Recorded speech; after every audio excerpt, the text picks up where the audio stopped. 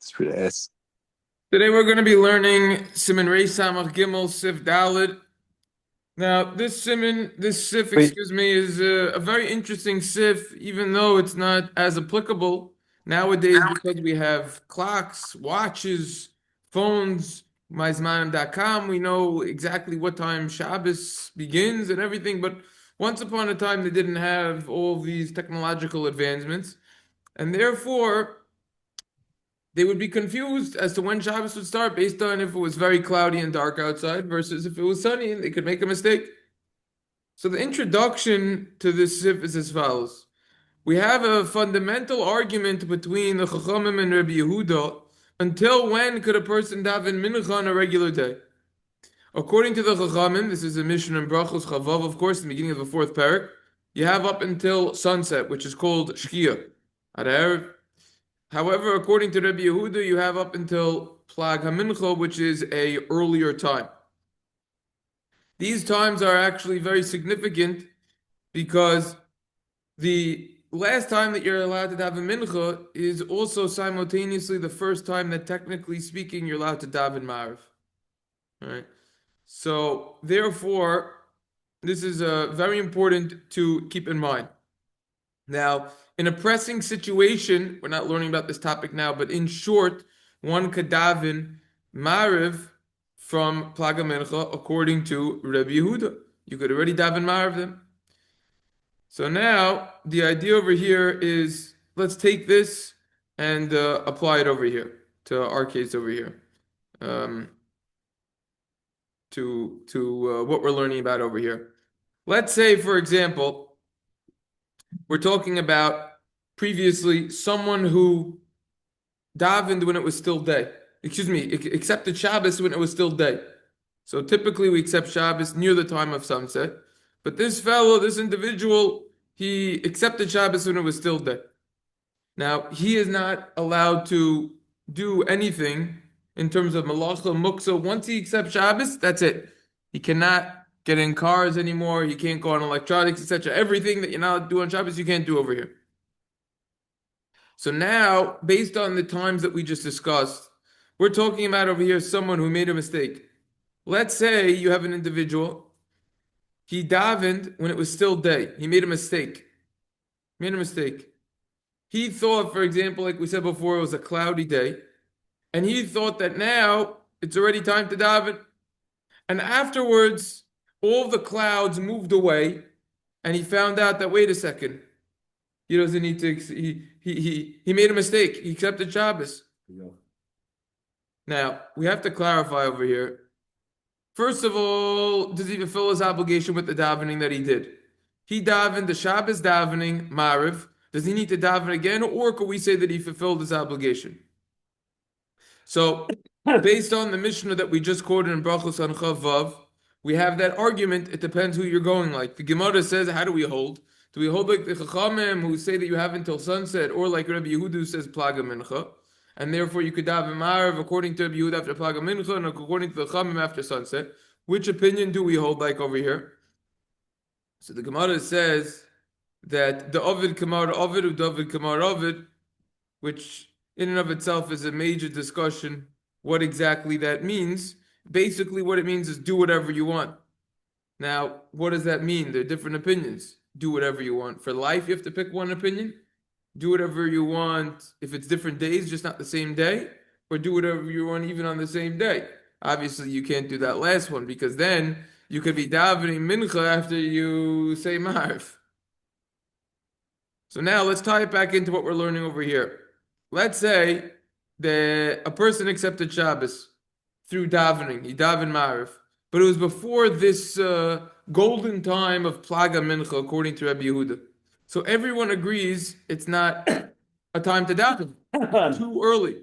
So there's no difference whether you're with a group of people or whether you're with an individual. You would not fulfill your obligation and you would need to go back again and daven. So category number one is if you daven before Plaga Mincha, in which case a person would not fulfill his obligation at all, or a group of people would not fulfill their obligation. However, let's say if you davened and it was after Plaga Mincha, So now we need to discuss if you're going to fulfill your obligation with this davening or not. Now that's what we have to decide. That's what we have to figure out. So that's the idea that we're dealing with. If it's after Plag HaMincha, we have to figure out what's going on over here. Would you fulfill your obligation or not? Secondly, what we have to discuss is what is considered accepting Shabbos. Is it halachically considered that you accepted Shabbos if it was done in a way that was a mistake? That being said, we can now begin going through the Shulchan Aruch over here. The Shulchan Aruch over here says, Im b'yoyim ha'ma'unan. Let's say, if it was a cloudy day, and the clouds covered up the sun, so you were confused about the time. Ta'u, they made a mistake. Ta'u sibur v'chashvu, shechashka v'hedliku neiros v'ispalu tfilas arvish shel Shabbos. So let's say it was a cloudy day, and the congregation made a mistake. And they thought that it was dark. And they lit the candles, hedliku neiros v'ispalu tfilas arvish shel Shabbos. So let's say they lit the neiros and they daven ma'ariv the Shabbos davening over here. And then what happens? And then afterward, nispazru ha'ovim v'zar chachama. The clouds went away and the sun shined over here. All right. So now what's the case? Einam srichim lachzu l'spal harvest. They don't need to daven ma'ariv again. If it was from that golden time, from Plag HaMincha and onwards, they don't need to daven again. The davening is good. However, if it was an individual that messed up over here, he in fact would need to go back. So an individual would need to go back, but a group would not. Now, obviously, we have to figure out the difference between an individual versus a group of people. So if we go down to the Mishnah Berura, the Mishnah Berura already addresses this. Mishnah Berura comes along down here. Nun Gimel. Einam Srichim. Why doesn't the congregation need to go back? Deloi matrachinon siburo afshe betos haisa. We don't burden the congregation to go back and daven another time because, even though it was a mistake, because it's a congregation. And a congregation, a group of people, we are not going to burden. However, an individual, that's something else. That's only if it was Plag HaMincha Malanix Mr. Brunin Dalit. The Koidem Plag HaMincha Filu Tzibunaman Machzurin Delavzman Tvilas Arvisi Klal. Because before Plag HaMincha, if a person davens, even if it's a group of people, you have to go back because it's not a time to daven Ma'ariv at all. Look earlier in Sivan Reish Lamed Gimel and Hilchos Mincha for the exact details of what Plag HaMincha is. Okay? The Mishnah Berura in Nun Hey is going on the continuation of the Shulchan Aruch, so therefore we will continue before we go to that Mishnah Berura. V'im yachidu sheta b'kach. If it was an individual, then he does need to go back. Mishnah Berura Nun Hey. He needs to go back. Why? Seemingly it should be good after Plag HaMincha. Why does he need to go back? Kevan shebetos is parallel shesavar shekvar chashka. Saying over here, since it was a mistake that he davens, that it was already dark, so therefore it was a mistake. If he knew that right now it was day, he would have never davened. In other words, how is this an explanation? Why does he need to go back? He should have fulfilled his obligation, nevertheless, because it's after Plag HaMincha. How does that reconcile that? He never had in his mind that he wanted to daven Ma'ariv before sunset. He always davens. Like the Chamim. Right, always. He never goes like Rabbi Yehuda who davens Ma'ariv after Plag HaMincha. On the contrary, if he knew that right now it was before sunset, he would have never davened in a million years. And therefore, he would not fulfill his obligation even b'diavad. The Ber Halacha discusses this more in this one, if you want to look at it. He goes into this more. The Shulchan Aruch continues and says, Uleinian asiyas malacha bein betzimor bein beyachid mutar in the Kabbalah Shabbos haisa betos. regarding performing malacha, doing work, doing muksa. So in that case, whether a community or whether an individual, it's permissible. You're allowed to. The Kabbalah Shabbos Haisabitelos. Because accepting Shabbos over here was a mistake. In other words, we have over here a situation of now we have to get to step 2. We just discussed step 1. Category 1. What's the story with the davening? Is it a good davening or not? What about 2? So we're saying over here regarding doing malacha, everyone is allowed to. It's not considered a good acceptance of Shabbos. Everyone's allowed to. That's the chiddush. The Kabbalah's Shabbos haisa b'ta'os, because the accepting of Shabbos was a mistake. Chiddush over here is, I'll just point something out. We learned earlier in a pressing situation in Sif Yud, even for a woman, she's allowed to make a condition when she lights not to accept Shabbos. We see from over here that accepting Shabbos and davening is stronger.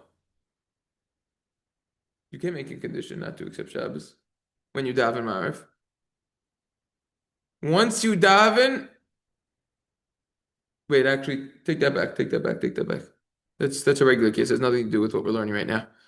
Take that back. That's a side point that you typically can't make a condition if it's the right time. But over here, since it's not the right time, since it's too early, and it was a mistake, now it's fine because it was a mistake over here, which means even though you accepted Shabbos and davening, even though since it was a mistake. Therefore, we could come on to a leniency. Scrap that last point that I just said, since it was a mistake. Now, the truth of the matter is, some of the Rishonim point out that the inside over here in this halacha is by the congregation. You have by the tzibur. Even though we say that they fulfilled their obligation of Ma'ariv, and may I add, typically you could not accept Shabbos. You could not. Typically, when you daven Ma'ariv, you have to accept Shabbos. You can't make an exception not to. Still, since it's a mistake, we say that it's not a good accepting of Shabbos. This certainly applies to an individual who would not fulfill his obligation with davening. Certainly, you wouldn't have accepted Shabbos. The Mishna Berura comments on this point. Actually, excuse me. There's no Mishna Berura on this. We continue in the Shulchan Aruch. V'yesh Oimrim is an opinion of the Mordechai. He quotes the Gaonin that the Shulchan Aruch relates over here. There are those who say, She'oisim shehadliku neiros asurim ba'asiyas melachu ushar anshi habayis mutarin. The people who lit the candles. Right? So, it's usually the women who light the candles, right? Asurim b'asiyas melacha. They are not allowed to work because they lit the candles. What's the reason over here? It was a mistake. We said the Kabbalah b'ta'os ain't a Kabbalah. If you mistakenly accept Shabbos, it's not a good accepting of Shabbos. Nevertheless, over here, the woman, she accepted Shabbos by doing a maisa. She did a physical act of lighting the candles. So therefore, it would be, in fact, more stringent than accepting Shabbos by davening, which is not a physical act. And therefore, that's why they wouldn't be able to do malacha. Even though this is B'talos also. That's right. Because since there was a physical act involved, it's a little bit stronger. It ties into what we learned a little bit more in Sif Yud about that. Ushar and Shebayis Mitarim, but other people are permitted to do malacha. They don't get dragged after the person who lit on their behalf. That's the idea of the Mordechai. The Mishna Berura comments on this. Down over here in Nunvav. Af im loy hispalu. Even if the person who lit the candles didn't daven yet, still they're not allowed to work. They're not allowed to do malacha. Aval beloy hadlok hispalu tefillah Shabbos. But if they didn't light, someone didn't light, even though they davened, kiven shebetos haisa, since it was a mistake, lo shmei Kabbalah. it's not considered accepting Shabbos, since the whole situation was a mistake. Oh, I didn't put the next Mishnah, bro. Now, if they lit candles Yeah, before clog, yeah. we discussed that, You would not fulfill your obligation. and then they could We do did learn that. Yeah, and you would have to light again. Yeah.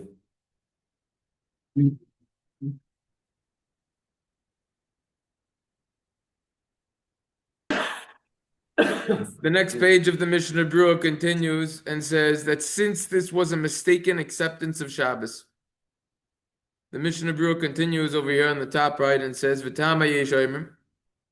What is the reason of this opinion who says that if you mistakenly accepted Shabbos by lighting candles, you're not allowed to now do muksa activities and malacha and Shabbos, even though it was a mistake? Even though that if you mistakenly accepted Shabbos by davening, it wouldn't be prohibited. So in other words, why is it going to be more stringent when you light that now you can't do malacha or muksa versus when you daven in which you could? This opinion holds the Kabbalah Shia al Yedei Halakha Adifa Tisben Maisa. When you accept Shabbos through lighting, that's better because there's a physical action that is involved. And therefore, like we said before, since there's a physical action, the halachic ramifications will in fact be more severe. Ayim b'achroinim, shehiviu, b'shem kavam megidoili aposkim t'filu d'kabbalah sibur b'tos afilu rak ali de tfilu shmei kabbalah. So achronim are of the opinion that they hold that when you accept Shabbos in a congregation, in a group, even if it was a mistake, even if it was just through davening, it's considered to have halachically accepted Shabbos upon yourself. Just in this case, the minority would not get dragged after the majority. So we're saying over here that there's an opinion that says that accepting Shabbos, if you did it as a mistake, even if it was through davening, it's considered good acceptance. But the minority will not be dragged after the majority in this regard, since it was a mistake. You cannot be lenient to do malacha when you accepted Shabbos in a mistakenly manner against these poskim who say that it's prohibited. In a present situation, you could rely on the first opinion, quoting by the Shulchan Aruch, who said that if you accept Shabbos as a mistake, whether in davening or whether when you light, it's not considered a good acceptance of Shabbos. Go away from the Shulchan Aruch as well. Yeah, I mean, it's going away. There's a first opinion over here that we're going to go like pressing situation. Now, the major discussion over here is the continuation. There are those who say this is the Shibbolei. I like it. Taz goes into it. Magen Avram goes into it. We can see the Magen Avram inside. We'll see basically in the Mishnah where he quotes it.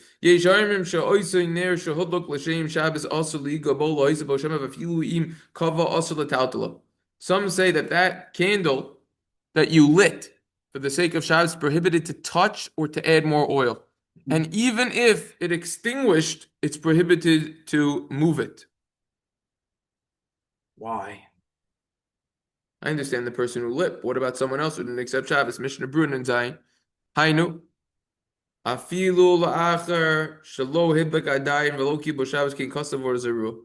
Even someone else who didn't light in and didn't accept Shabbos, that's what the Or Zarua says. That individual cannot even touch the candle that was lit. Why? So the Beis Yosef didn't like this halacha so much. The Taz went into this a little. Magen Avram says the reason why it's prohibited, even for someone else, is because the Or Zarua goes according to his opinion. That's what it means. The Azul Lishitesai. The Or Zarua goes according to his opinion. The Kabbalah Sibur B'Ta'u Shmei Kabbalah. That when a congregation accepts Shabbos, it's considered a legitimate acceptance of Shabbos. V'imkin, and if that's so, consequently, Hukso Haner L'Mitzvasim. The Ner, the entire candle, the entire wick or oil that you lit becomes a designated candle used for the sake of a mitzvah. V'kevan shehuksa lebailim huksa l'kol. Once it becomes muksa to the person who lit the nair, it becomes muksa to everyone else, and therefore you're not allowed to move it. Okay, so I understand. Muksa, contrary to common misconception and opinion, is only you're not allowed to move it, but you're allowed to touch it. Why then are you not allowed to touch it over here? What would be the reasoning behind that? Mr. Berura continues. Oh, you're not allowed to touch it. It's prohibited to touch it because we're concerned that you might come to use it. It's like a decree over here. The obvious question is, why were they more concerned that you might come to move it and use it more than the rest of Hilchos Muksa, where they didn't make such a decree, as discussed in Siman Shin Ches Sif Gimel.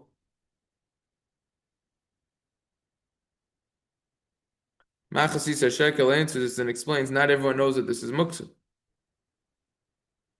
Even the Beis Yosef said he doesn't understand it. So therefore, they were more stringent regarding this halacha. There's what to look into more in this halacha.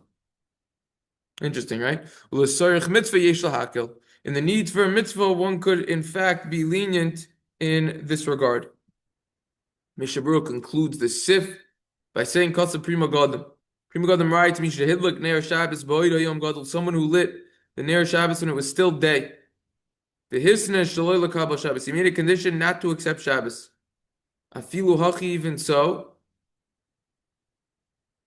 Huksa Hanir L'Mitzvasa V'Acher L'Hishtamish Bo Tash Mishchol. Even so, so we're talking about over here, he lit the Nair early, when it was still day. He made a condition not to accept Shabbos. Even so, says the Prima Godim, since he lit the candle, the whole entire Nair becomes muksa, becomes set aside for mitzvah purposes, and you're not allowed to use it, even for weekday usage. For weekday usage, you're not allowed to use it. Even other people are not allowed to use it. Muksa for one person, it's muksa for everyone. Basically, it's the sif. You have the differences of a community versus an individual. You mistakenly accept Shabbos, cloudy day. Sibor accepts. Sibor doesn't need to go back. The congregation and daven again, an individual would. Difference of burdening them. Then you have this opinion in the Shulchan Aruch over here. They're both allowed to do work after, if it was a mistake, because it was a mistake. However, you have this opinion, person who lit the candles cannot do any work at all. Now we're going to work. We're done with davening. We already discussed davening. That was the easy part. They're not allowed to do any work. Other people could. They could do muksa, whatever it is. And the candle itself, you can't add to it, can't touch it, you can't move it. That basically is the sif in a nutshell. Any questions, comments? There's definitely what to research more on this, but this doesn't happen that often. I think we learned decent enough.